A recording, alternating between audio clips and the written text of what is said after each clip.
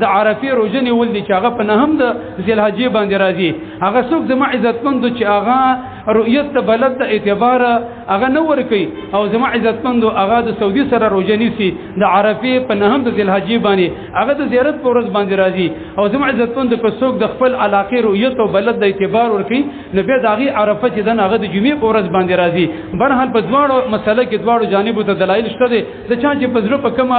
دلیل باندې مطمئنه کیږي بس ماغه باندې زما عزتمند هغه عمل وکي خدا دا چې د عرفه روزه ته نو د ډیر اجر او ثواب لري نبی صلی الله علیه وسلم د عرفه د روزي په اړه کې تاسو پوښتنه شوه وسئل رسول الله صلی الله علیه وسلم عن صوم يوم عرفه چې د عرفه د روزي څومره اجر او ثواب دی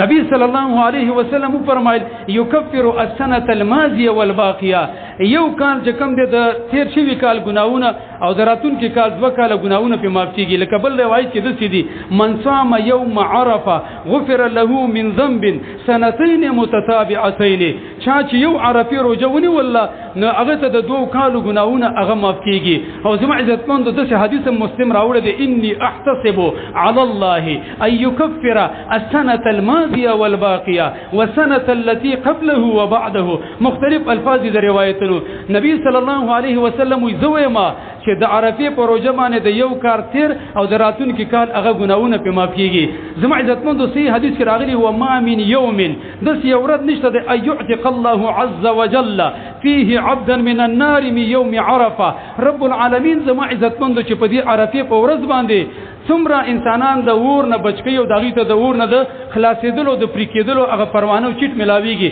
دا چې په بل ورځ کې نه زما عزتمند د حکومتونو چې کله نوی نوی راشي د دغه مختلف پیکیجونه نو کله کله غجیلینو نه پکې پیکیج راو باسي الکه وګد چا باندې قید لس کال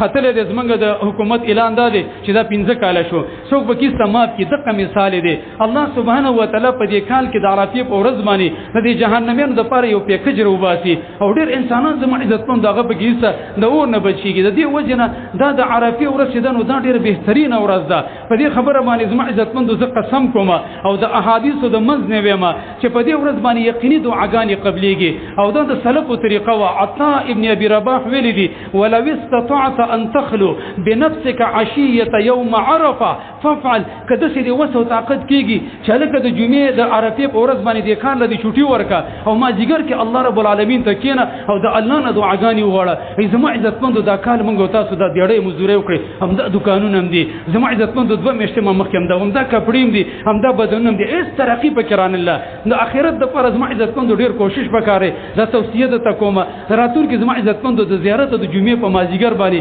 کم از کم یو 2 غنټې یو غنټه هغه دې دعا لورکا او د الله سبحانه و تعالی ته سم الحاح وکا علي رضی الله قسم کړی دی چې په دې ورځ باندې دعا قبليږي به دا خبره کړی ده وای په دې ورځ باندې الله سبحانه و تعالی نه زده دعاګانې غواړم چې اللهم اعتق رقبتي من النار واوسع لي في رزق الحلال واصرف عني مرضة الجن والانس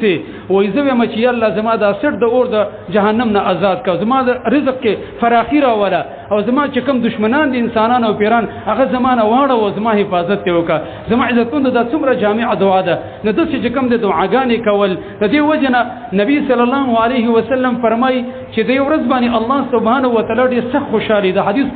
حاصل مقصد هغه ده وانه ليدني وانه يباهي بهم الملائکه فيقول ماذا اراد هؤلاء الله سبحانه و تعالی د رحمت د جوش کې راغلي د ستړو په مستی کې راغلي نو دغه د وجنه د ملائکه سره مکالمه کوي زما د بندگان نن زمانه څه غواړي الله ته خو تر چې سی غواړي خو ملائکه په خبري چې تاسو خبر شي جزا د څه خوشاله ما کله زما عزتمند یو سره چې خوشاله وي هغه به چې کله په تربو په مستی کې راشي هغه نه چې څه غواړي هغه ورکي الکه د دې سړی په دې وخت کې موډ دی مزاج دی وسیتی وغواړه نو د څه د الله سبحانه و تعالی د دې حدیث مقصد هم دا دی چې الله سبحانه و تعالی په دې ورځ باندې ورکړه هغه ډیر زیاته کوي زما عزتمند یو هغه دا دی چې په عرفه ورځ باندې روزنی ول او دعاګانې کول